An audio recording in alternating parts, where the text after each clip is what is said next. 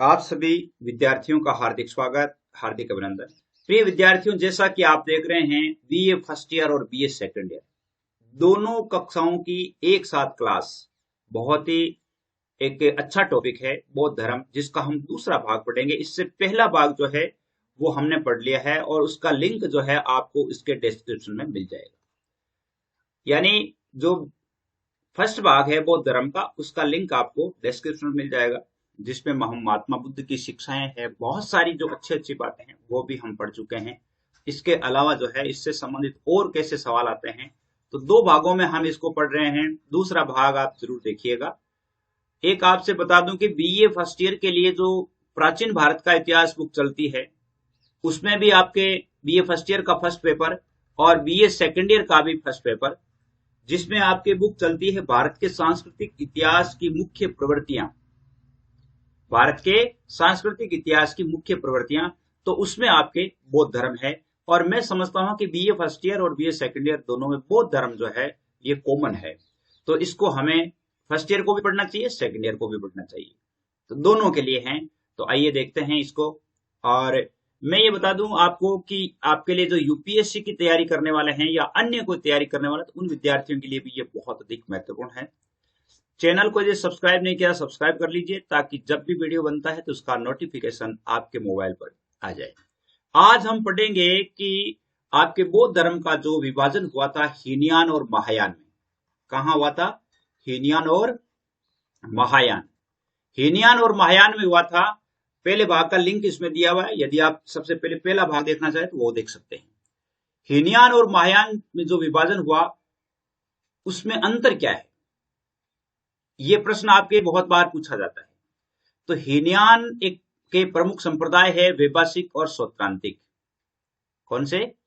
एक तो है वैभाषिक और सौत्रांतिक, जिसमें स्थविरवादी और सर्वास्तिवादी। और जो सर्वास्तिवादी तथा समितीय हीनयान के उपसंप्रदाय है। अब हीनयान जो है इसके दो संप्रदाय और है, वैभाषिक और सौत्रांतिक, जिसमें एक जैसे सर्वास्तिवादी और समितीय जो है वो ये भी हीनयान के दो उपसंप्रदाय है। बौद्ध धर्म के अंतर्गत सर्वास्तिवादियों की मान्यता है कि फिनोमेना के अवयव पूर्णतः क्षणिक नहीं है, अपितु सदैव विद्यमान रहते हैं। यानी फिनोमेना, यानी हम ये कह सकते हैं कि उन्होंने आत्मा की अमरता और अपौरुषेय का जो वो अस्वीकरण किया था, उसके आधार पर ये कहते हैं। तो महायान बौद्ध संप्रदाय के दो भाग है। कौन कौन से? दो भाग है। और दो भाग कौन कौन से हैं? देखिए, शून्यवाद या माध्यमिक, विज्ञानवाद या योगाचार।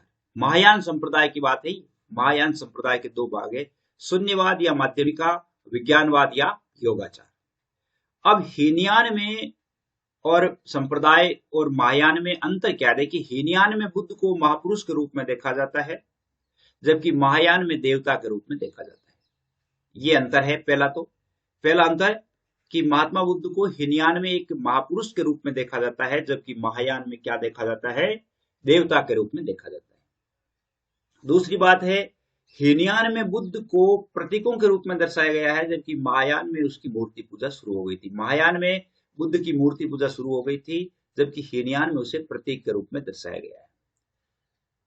तीसरा इसका अंतर है कि हीनयान स्वयं के प्रयत्नों पर बल देता है, जबकि महायान गुणों के स्थानांतरण पर बल देता है। हीनयान कहता है कि व्यक्ति स्वयं परिवर्तन करता है, प्रयत्न करता है, तो वह व्यक्ति अरहत हो जाता है, तथागत बन जाता है। जबकि महायान कहते हैं कि गुणों का स्थानांतरण होना ही जरूरी है। हीनयान का आदर्श है अरहत पद की प्राप्ति। हीनयान मतलब है जो अरहत जो पद है, जिसको हम तथागत भी कह सकते हैं, उस पद की प्राप्ति है। जबकि महायान कहता है कि महायान में बोधिसत्व की परिकल्पना मौजूद है। महायान जो है बोधिसत्व की परिकल्पना करता है और ये अरहत की पद की प्राप्ति करते हैं। बात तो इसमें कोई ज्यादा अंतर नहीं है, लेकिन फिर भी क्या है कि ये जिसको अरहत कहते हैं वो इसको बोधिसत्व कहते हैं, तो ये परिकल्पनाएं उनके अंदर अंतर है। इसके अलावा अब बोधिसत्व की बात आ जाए, अगर मान लो आपके ये प्रश्न आ जाए कि बोधिसत्व क्या है, तो महायान का आदर्श है बोधिसत्व। क्या है? महायान का आदर्श है बोधिसत्व। हीनयान का तो अरहत है, हीनयान का तो अरहत है, और इसका बोधिसत्व है। तो बोधिसत्व को मतलब है कि बोधिसत्व करुणा में माने गए हैं, जो समस्त प्राणियों के को बोध के मार्ग पर चलने में सहायता करने के लिए स्वयं निर्वाण प्राप्ति में विलंबित करते हैं। वो स्वयं जो है स्वयं का निर्वाण प्राप्त नहीं करके और दूसरों का कल्याण करने के लिए वो अवतरित होते हैं, या दूसरों का कल्याण करने के लिए उनकी सहायता करते हैं। ये मानव अथवा पशु किसी भी रूप में हो सकते हैं। बोधिसत्व है वो मानव भी हो सकते हैं, पशु के रूप में भी हो सकते हैं, ऐसा माना गया है। और महायान का आदर्श बोधिसत्व या अवलोकितेश्वर था, जिसे पद्मपाणि, अमिताभ, मंजुनाथ, मैत्रेय आदि नामों से भी जाना जाता है। यानी पद्मपाणि भी कहते हैं, अमिताभ भी कहते हैं, और मंजुनाथ भी, मैत्रेय भी, इन कई नामों से इसको जाना जाता है। बोधिसत्व का अंकन जो है, कन्हेरी की जो शैलकृत गुफाएं हैं उनमें 11 सिरों को के बोधिसत्व का अंकन मिलता है। उसमें 11 सिर है। कोई एक चित्र है जो वहां पर गुफा है, उस गुफा में चित्र है, चित्र में 11 सिरों का एक चित्र बना हुआ है। तो उसमें क्या है कि बोधिसत्व का अंकन मिलता है। इसके अलावा एक आता है इनमें वज्रयान संप्रदाय। तो वज्रयान संप्रदाय क्या है? ये भी बौद्ध धर्म से ही निकलने वाला है। वज्रयान क्या है? ये देखिए, हीनयान और महायान जो बना, हीनयान और महायान बना, तो हीनयान से ही ये एक और संप्रदाय निकलता है वज्रयान, और एक निकलता है सहजयान। क्या निकलता है? वज्रयान और सहजयान। तो वज्रयान क्या है? 7वीं 8वीं शताब्दी तक आते आते बौद्ध धर्म के नियमों में और परिवर्तन आया और एक वज्रयान संप्रदाय का उदय हुआ। तो वज्रयान संप्रदाय 7वीं 8वीं शताब्दी में हुआ, और इस संप्रदाय के अनुयायी बुद्ध को अलौकिक शक्तियों वाला पुरुष मानते थे। वज्रयानी क्या मानते थे? बुद्ध को अलौकिक शक्तियों वाला पुरुष मानते थे। इस संप्रदाय के सिद्धांत मंजूश्री मूलकल्प और गुह्य समाज नामक 2 ग्रंथ हैं, उनमें मिलते हैं। मंजूश्री मूलकल्प ग्रंथ में और गुह्य समाज दो ग्रंथ हैं, उन ग्रंथों में जरूर मिलते हैं। इसमें एक और है, इसमें तंत्र मंत्र पर बल दिया गया। वज्रयान में तंत्र मंत्र पर बल दिया गया है। बुद्ध को देवी तारा से जोड़ दिया गया है। वज्रयानियों ने क्या किया? बुद्ध को किससे जोड़ दिया गया? देवी तारा से जोड़ दिया गया। तारा के रूप में उसका अवतरण मान लिया गया, और वज्रयानी साधु गुह्य साधना का प्रयोग करने लगे, जिसमें नकार जैसे मध्य, मांस, मत्स्य, मुद्रा, इस प्रकार की साधनाएं करने लगे। तो वज्रयानियों का एक अलग संप्रदाय बन गया। और वो क्या है कि हालांकि वो मानते तो बुद्ध को थे, बुद्ध को का नाम उन्होंने तारा दे दिया, और फिर क्या है कि वो इस तरह के टोना टोटका, मंत्रोच्चार करना, इस प्रकार के काम करना शुरू कर दिया। तो वो इसी से निकला हुआ है। वज्रयान संप्रदाय के अंतर्गत 10वीं शताब्दी में एक और संप्रदाय निकला, जिसको काल चक्रियान कहा गया। कौन सा चक्रियान? काल चक्रियान कहा जाता है। इसमें सर्वोच्च देवता श्री काल को माना जाता है, और यह संप्रदाय जो है तिब्बत और चीन में विशेष रूप से प्रचलित हुआ। अब देखिए, काल चक्रियान जो है वो कहां पर प्रचलित हुआ? तिब्बत और चीन में। अब हम अगर बौद्ध साहित्य की बात करें कि बौद्ध साहित्य क्या है, तो महात्मा बुद्ध के महापरिनिर्वाण के उपरांत जो विभिन्न बौद्ध संगीतियां हुई थी, 4 बौद्ध संगीतियां हुई थी। 483 ईस्वी पूर्व में प्रथम हुई, 383 ईस्वी पूर्व में दूसरी हुई, और तीसरी जो है 251 ईस्वी पूर्व में हुई या 250 ईस्वी पूर्व में हुई, और प्रथम शताब्दी में जो है चौथी बौद्ध संगीति हुई। तो इन बौद्ध संगीतियों में संकलित किए गए जो त्रिपिटक है वो सर्वाधिक प्राचीन धर्म ग्रंथ है। बौद्ध संगीतियों में ही इन त्रिपिटकों को संकलित किया गया था, और उसमें त्रिपिटक जो है सुत्त पिटक, विनय पिटक, अभिधम पिटक। अब हम इनकी जानकारी करेंगे कि सुत्त पिटक क्या है, विनय पिटक क्या है, अभिधम पिटक क्या है। इनको अलग अलग हम जानकारी करेंगे। सुत्त पिटक देखिए, सुत्त पिटक, सुत्त का अर्थ है धर्मोपदेश। क्या अर्थ है? धर्मोपदेश। और सुत्त पिटक में बौद्ध धर्म के जो सिद्धांत है, बौद्ध धर्म के जो उपदेश है, उन उपदेशों का संकलन किया गया है। और इस पिटक को 5 निकायों में बांटा गया है। इसके 5 भाग है। कितने भाग है? 5 भाग। 5 भाग कौन कौन से हैं? देखिए, पहला है दीर्घ निकाय। दीर्घ निकाय का मतलब है कि इसमें महात्मा बुद्ध के जीवन के आखिरी समय अंतिम उपदेश, मृत्यु और अंत्येष्टि का वर्णन है। यानी सुत्त पिटक का पहला पार्ट मान सकते हैं हम। इसका पहला भाग जो दीर्घ निकाय है, दीर्घ निकाय में महात्मा बुद्ध के जीवन के आखिरी समय, अंतिम उपदेश, मृत्यु, अंत्येष्टि, इनकी बातें उसमें लिखी गई है। दूसरा इसका मध्यम निकाय, और इसमें महात्मा बुद्ध को कहीं साधारण मनुष्य तो कहीं पर अलौकिक शक्ति वाले देवता के रूप में वर्णित किया गया है। ये मध्यम निकाय जो खंड है उसमें लिखा हुआ है। एक संयुक्त निकाय है। संयुक्त निकाय जो है गद्य और पद्य दोनों शैलियों में लिखा हुआ है, और इसमें अनेकों संयुक्तों का संकलन है। इसमें मध्यम प्रतिपदा और अष्टांगिक मार्ग का उल्लेख मिलता है। इसमें जो मध्यम प्रतिपदा जो है, मध्यम प्रतिपदा और अष्टांगिक मार्ग है, उसका उल्लेख मिलता है। अष्टांगिक मार्ग हम पहले पढ़ चुके हैं, 8 जो हम व्यक्ति को हम जैसे मध्यम प्रतिपदा प्राप्त करने के लिए कौन से 8 मार्गों से होकर गुजरना होता है। चौथा है अंगुत्तर निकाय, और इसमें महात्मा बुद्ध द्वारा भिक्षुओं को उपदेश में कही जाने वाली बातों का वर्णन है, और इसमें 6ठी शताब्दी ईसा पूर्व के 16 महाजन पदों का उल्लेख मिलता है। देखिए ये बहुत इंपॉर्टेंट बात है कि कौन से निकाय में जो 16 महाजन पद है उनका उल्लेख मिलता है, तो वो है अंगुत्तर निकाय, और ये 6ठी शताब्दी ईसा पूर्व के जो 16 महाजन पद हुए थे उन सभी का उल्लेख इसमें मिलता है। पांचवा इसका भाग है खुद्दक निकाय। अब खुद्दक निकाय क्या है? देखिए खुद्दक निकाय में भाषा और विषय शैली की दृष्टि से सभी निकायों से अलग और लघु ग्रंथों के संकलन वाला यह निकाय अपने आप में स्वतंत्र और पूर्ण है, और सुत्त पिटक की रचना आनंद ने की थी। अगर प्रश्न आ जाए कि सुत्त पिटक की रचना किसने की, तो सुत्त पिटक की रचना किसने की है? आनंद ने की है। सुत्त पिटक 5 भागों में क्लियर हो गया। और अब हम पढ़ते हैं विनय पिटक। और विनय पिटक क्या है? देखिए विनय पिटक इसमें बौद्ध मठों में रहने वाले भिक्षु भिक्षुणियों के अनुशासन संबंधी नियम है। विनय पिटक में जो बौद्ध मठों में भिक्षु भिक्षुणियां रहते हैं उनके जो नियम है, अनुशासन है, उसकी बात की गई है। और बौद्ध संघ की कार्य प्रणाली की व्यवस्था जो है वो भी इसमें उल्लेखित है। और ये जो है 2 भागों में विभक्त है, 3 भागों में, सुत्त विभाग, खंदक विभाग और परिवार, इन 3 भागों में ये विभक्त है। और इसकी रचना है उपाली नामक भिक्षुक ने की थी। उपाली ने, उसकी आनंद ने की थी और इसने उपाली ने की थी। अगला जो है वो है आपकी अभिधम पिटक। त्रिपिटक में तीसरा पिटक अभिधम पिटक है, और ये महात्मा बुद्ध के उपदेशों और सिद्धांतों, बौद्ध मतों की दार्शनिक व्याख्या है इसमें। और एक मान्यता के अनुसार इस पिटक का संकलन अशोक के समय में संपन्न तीसरी जो बौद्ध संगीति हुई थी उसमें मोगलीपुत्तिस ने की थी। क्योंकि तीसरी बौद्ध संगीति जो अशोक के काल में हुई थी 251 ईस्वी पूर्व में, और 251 ईस्वी पूर्व में या 250 ईस्वी पूर्व में, तो उस समय क्या है कि मोगलीपुत्तिस जो है उसके अध्यक्ष थे, उसने इनका संकलन किया था। और इसमें महात्मा बुद्ध के जो उपदेश है, सिद्धांत है, उनका संकलन किया गया है। बौद्ध धर्म के अन्य भी कई ग्रंथ है, बौद्ध धर्म के अन्य भी कई ग्रंथ त्रिपिटक के अलावा भी, जो पाली भाषा में लिखे गए हैं।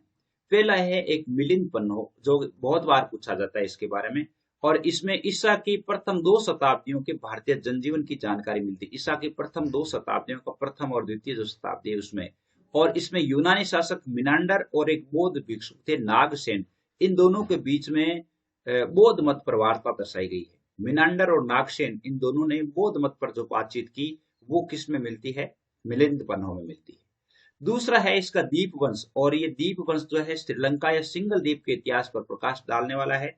ये 4वीं शताब्दी में लिखा गया है। कौन सी शताब्दी में लिखा गया है? 4वीं शताब्दी में। दीप वंश में कहाँ का वर्णन है? सिंगल द्वीप या श्रीलंका का वर्णन है। श्रीलंका में भी क्या है कि उस समय जैसे अपने ये जो बौद्ध धर्म का प्रचार वहां किया गया था। तीसरा है महावंश, और इस ग्रंथ में मगध के राजाओं की सूची मिलती है, और इसके जो रचयिता है वो मदंत महानाम है, और जिन्होंने 5वीं-6वीं शताब्दी में इसकी रचना की थी। तो दीपवंश की तो 4वीं शताब्दी में हुई, 5वीं-6वीं शताब्दी में महावंश की हुई। और अलग आती है, जैसे जातक कथाएं भी आती है, ये पाली भाषा में रचित है। और एक महावस्तु है, ये जो विनय पिटक से संबंधित है। विनय पिटक को सरल भाषा में लिखा गया है इसमें। ये अलग अलग ग्रंथ है। बुद्ध की कुछ मुद्राएं हैं, बुद्ध की मुद्राओं को बताया गया है। जैसे एक धर्म चक्र मुद्रा है। कौन सी है? धर्म चक्र मुद्रा है। और बुद्ध की ये मुद्रा उनके जीवन काल के उन महत्वपूर्ण क्षणों पर केंद्रित है जब वे प्रबोधन के पश्चात सारनाथ के कुरंग उपवन में पहली बार धर्मोपदेश दे रहे। धर्म चक्र मुद्रा जो कहाँ की मुद्रा है, जब वो कुरंग उपवन में पहली बार जब वो धर्मोपदेश दे रहे थे उस समय की मुद्रा को धर्म चक्र मुद्रा कहा जाता है। एक बुद्ध की मुद्रा को अभय मुद्रा के रूप में है, जिसमें महात्मा बुद्ध शांति सुरक्षा और भय मुक्तता का प्रतीक है। अभय मुद्रा को शांति सुरक्षा और भय मुक्तता का प्रतीक माना गया है। इसके अलावा है भूमि स्पर्श मुद्रा, और भूमि स्पर्श मुद्रा है बुद्ध की ये भाव भंगिमा बोध गया में उनके ज्ञान प्राप्ति का संकेतक है। अगर मान लो कई बार प्रश्न पूछा जाता है कि बुद्ध की कौन सी मुद्रा जो है उसके ज्ञान प्राप्ति या प्रबोधन की संकेतक है, तो वो है भूमि स्पर्श मुद्रा। चौथा है ज्ञान मुद्रा। बुद्ध के अंगूठे के स्पर्श से चक्र के निर्माण और हथेली से सीने को स्पर्श ये ज्ञान मुद्रा को प्रदर्शित करती है।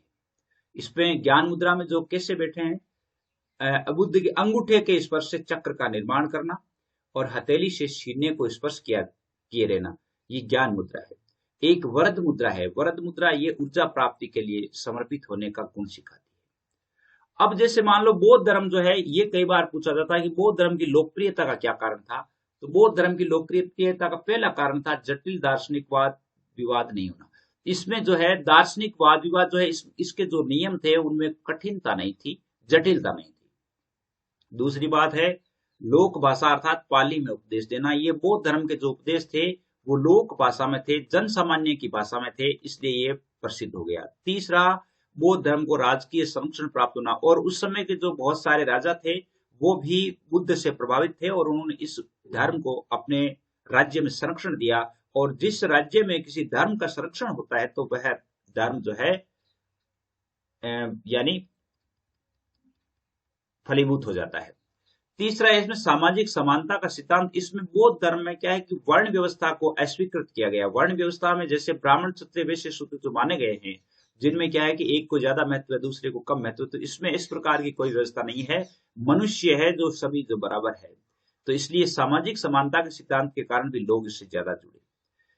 इसका अंतिम जो है लोकप्रियता का कारण है बौद्ध धर्म का लचीलापन भी है। इसमें कोई कठिन नियम नहीं है, इसमें मध्यम मार्ग का रास्ता भी बताया गया है कि ज्यादा कठोर भी ना हो और ज्यादा ढीला भी ना हो। और समय समय पर जो बौद्ध संगीतियों का आयोजन किया गया और उन बौद्ध संगीतियों में धर्म के जो महात्मा बुद्ध के उपदेश हैं और भी जो भिक्षु हैं या अन्य जो उन्होंने अपने अनुभव की बातें भी वहां साझा की, जिससे लोग जो है उनसे प्रभावित हुए।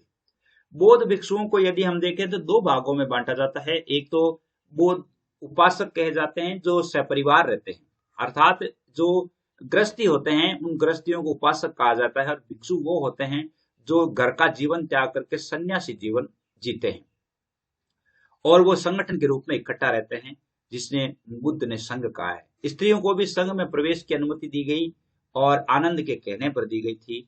बौद्ध धर्म का प्रभाव उपादेयता, या जैसे मान लो प्रश्न आ जाता है कि हमारे भारत को या भारतीय संस्कृति को बौद्ध धर्म की देन क्या है, बौद्ध धर्म की देन क्या है, तो देन हमें देखना है। पहली बात है आर्थिक क्षेत्र में। आर्थिक क्षेत्र में क्या देन है कि लोहे के फाल वाले हल से खेती करने से अनाजों की पैदावार में वृद्धि हुई। व्यापार और सिक्कों के प्रचलन से व्यापारियों और अमीरों के धन को संचित करने का मौका मिला, किंतु बौद्ध धर्म ने घोषणा की कि धन संचित नहीं करना चाहिए, क्योंकि धन दरिद्रता, घृणा, क्रूरता और हिंसा की जननी है, इसलिए धन लोलुपता में कमी आई। इसमें क्या है कि बौद्ध धर्म वालों ने इस प्रकार की जब बातें की तो लोगों में लालच कम हुआ और धन लोलुपता जो है व्यक्तियों का जीवन तक ले सकती है, उससे कम करने में इसमें सहायता प्राप्त हुई। अगला इसका कारण है सामाजिक क्षेत्र में। बौद्ध धर्म ने स्त्रियों और शूद्रों के लिए अपने द्वार खोल करके समाज पर एक गहरा प्रभाव जमाया। जिसने भी बौद्ध धर्म को अपनाया उससे हीनता से मुक्ति मिली, अर्थात वह स्वयं को छोटा बड़ा नहीं समझता था। इसलिए सामाजिक क्षेत्र में भी इसका एक अलौकिक कार्य था। राजनीतिक क्षेत्र में देखा जाए तो जिस शासक ने बौद्ध धर्म स्वीकार किया, चाहे वो समकालीन हो, प्रवृत्ति हो, कोई भी हो, उसने अहिंसा की नीति को अपने राज्य में लागू किया। और अशोक ने बौद्ध धर्म, जैसे अशोक ने बौद्ध धर्म स्वीकार करके धम्म की नीति का अनुसरण किया और बौद्ध धर्म का प्रचार प्रसार करने के लिए उसने जैसे संघमित्रा को भेजा था। यानी यूं कह सकते हैं कि जिस भी राजा ने इस बौद्ध धर्म को अपनाया तो उसने राजकीय संरक्षण देकर के और उसका प्रचार प्रसार किया। सांस्कृतिक क्षेत्र में इसकी क्या उपादेयता है, क्या देन है? प्राचीन भारत की कला पर बौद्ध धर्म का प्रभाव परिलक्षित हुआ। श्रद्धालु उपासकों ने बुद्ध के जीवन को अनेक उदाहरणों के लिए, जैसे सांची है, बरहुत है, इन घटनाओं को पत्थरों पर उकेरा। सारनाथ, कौशाम्बी आदि कई स्थानों पर जो है हम उस समय की गुफाओं में भी हम बुद्ध की घटनाओं को, महात्मा बुद्ध के जीवन को देखते हैं, जो कि हमारे जीवन में, मानव जीवन के परिवर्तन में सहायक है। लेकिन बौद्ध धर्म ज्यादा दिनों तक नहीं चला। इसके पतन का क्या कारण था? पतन का कारण भी बहुत बार पूछ लिया जाता है। बौद्ध धर्म के पतन के कारण जो है, नंबर 1 था कि बौद्ध धर्म में भी ब्राह्मणवादी क्रियाकलापों का समावेश हो गया, क्योंकि बुद्ध को ब्राह्मणों ने विष्णु का अवतार मान करके वैष्णव धर्म में समाहित कर लिया था, जिससे क्या है कि इसमें भी ऊंच नीच की भावना आ गई। इसलिए बौद्ध धर्म ने अपनी विशिष्ट पहचान खो दी। दूसरी बात, बौद्ध धर्म में भी कर्म कांडों का प्रारंभ हो गया, अनुष्ठान, विधान, ये सारे शुरू हो गए, जिससे क्या है कि इसमें जटिलता आ गई और लोगों ने इसको स्वीकार करना छोड़ दिया। इसका पतन होने का एक कारण और भी है कि बौद्ध भिक्षुओं को का आम लोगों से दूर जाना। बौद्ध भिक्षु जो है वो आम जनता से दूर जाकर के रहने लगे, स्वयं का कल्याण तक सीमित हो गए। पाली भाषा को त्याग करके संस्कृत भाषा में लिखा जाने लगा, जिससे आम जन को वो उनके ग्रंथ, उनके विचार समझ में नहीं आए। एक अलावा इसके बौद्ध मठ और विहार कुरीतियों के केंद्र बन गए। बौद्ध मठ और बौद्ध विहार जो थे उनमें बहुत सारी कुरीतियां घर कर गई, जिससे वो पतन की ओर अग्रसर हुआ। बौद्ध मठों में अत्यधिक धन संचय होने का भी शिकार हुआ। बौद्ध मठों में बहुत अधिक पैसे वहां पर हो गए। जैसे मंदिरों में जो है वो पैसे हुआ करते थे, उसी प्रकार बौद्ध मठों में भी पैसे हो गए। जबकि बौद्ध धर्म का तो ये सिद्धांत कहता है कि धन का संग्रह नहीं करना चाहिए। और एक अलग बात थी, राजकीय संरक्षण का अंत हो गया। जैसे सुंग है, कानव है, आंध्र सातवाहन है, गुप्त वंश है, इन सभी ने ब्राह्मण धर्म को संरक्षण दिया, बौद्ध धर्म को नहीं। परिणाम स्वरूप बौद्ध धर्म एक राष्ट्रीय धर्म नहीं रहा और इस धर्म का पतन होने लगा, क्योंकि जो धर्म राष्ट्रीय धर्म होता है तो जनता भी उसको मानती है। और एक बात और भी है कि शैव धर्म से बौद्ध धर्म की प्रतिद्वंदिता हो गई। उस समय जो शैव धर्म था वो बौद्ध धर्म से प्रतिद्वंदी हो गया और बंगाल के जो शासक थे शशांक, जो कि शैव धर्म का पालन करने वाले थे, उन्होंने बोध गया में जो बोधि वृक्ष था उसको भी कटवा दिया था। किसने कटवाया था? शासक जो शशांक थे, शैव धर्म के बंगाल के शासक, उन्होंने कटा दिया था। अब यदि बात करें कि बौद्ध धर्म और जैन धर्म, इनमें क्या समानताएं थी और क्या असमानताएं थी, ये बहुत इंपॉर्टेंट बात है कि बौद्ध धर्म का तुलनात्मक अध्ययन किया जाए बौद्ध और जैन का, तो दोनों में समानता क्या है? दोनों में समानता, पहली बात तो है कि दोनों धर्मों के जो संस्थापक है वो क्षत्रिय कुल के थे। महावीर स्वामी और महात्मा बुद्ध जो है दोनों क्षत्रिय कुल के थे। दूसरी बात है कि दोनों धर्मों में वेदों की प्रामाण्यता पर अनास्था है, दोनों ही वेदों को प्रमाणिक नहीं मानते। तीसरी है कि कर्म कांडों के फलीभूत होने का निषेध किया गया है। कर्म और पुनर्जन्म दोनों मानते, दोनों ही कर्म और पुनर्जन्म को मानते हैं, कर्म कांडों को वो नहीं मानते हैं। यानी जैसे मान लो आदमी को जीने के लिए जो कर्म कांड किए जाते हैं, विधि विधान किए जाते हैं, उनको वो नहीं मानते। शूद्रों व महिलाओं के द्वारा मोक्ष प्राप्ति की संभावना का विरोध किया गया। यानी शूद्र और महिलाओं के द्वारा जो मोक्ष प्राप्ति के लिए ऐसा कहा जाता है कि शूद्र और जो महिलाएं हैं वो पूजा पाठ नहीं कर सकती, इस प्रकार की मान्यताएं थी। उनका विरोध जो है दोनों ही धर्मों ने किया है, जैन धर्म ने भी किया है और बौद्ध धर्म ने भी किया है। अब अगर हम असमानता देखें, इनमें असमानता क्या है, तो पहली असमानता है कि बौद्ध निर्वाण इसी जीवन में संभव मानते हैं, जबकि जैन शरीर से मुक्ति के पश्चात संभव। बौद्ध कहते हैं कि वे निर्वाण जो है व्यक्ति को इसी जीवन में मिल जाता है और व्यक्ति इसी, लेकिन जैन धर्म वाले कहते हैं कि जब तक व्यक्ति इस शरीर को से मुक्त नहीं होता तब तक उसका निर्वाण संभव नहीं है। दूसरी असमानता है कि बौद्ध मुक्ति हेतु मध्यम मार्ग का उपदेश देता है, जबकि जैन धर्म में कठोर साधना और बल देता है। जैन धर्म कहता है कठोर साधना के माध्यम से ही हम जो है वहां तक पहुंच सकते हैं, हम जो है यानी एक हमारा कल्याण संभव है। बुद्ध ने जाति प्रथा की कठोर निंदा की है, जबकि महावीर ने नहीं। बुद्ध जो है जाति प्रथा के प्रति कठोर निंदा करते हैं, जबकि महावीर स्वामी ने इस प्रकार के कोई यानी संकेत नहीं दिए। महावीर ने बुद्ध की अपेक्षा अहिंसा व अपरिग्रह पर अधिक बल दिया है। महावीर ने, भगवान महावीर जो थे जैन धर्म में अहिंसा और अपरिग्रह यानी धन संचय, इस पर सबसे ज्यादा जोर दिया गया है कि धन संचय नहीं करना चाहिए, अहिंसक रहना चाहिए। और मुख्यतः बौद्ध धर्म पाली में और जैन धर्म प्राकृत भाषा में किया गया है। बौद्ध धर्म के जो ग्रंथ है वो पाली में लिखे गए हैं, जैन धर्म के प्राकृत में लिखे गए हैं।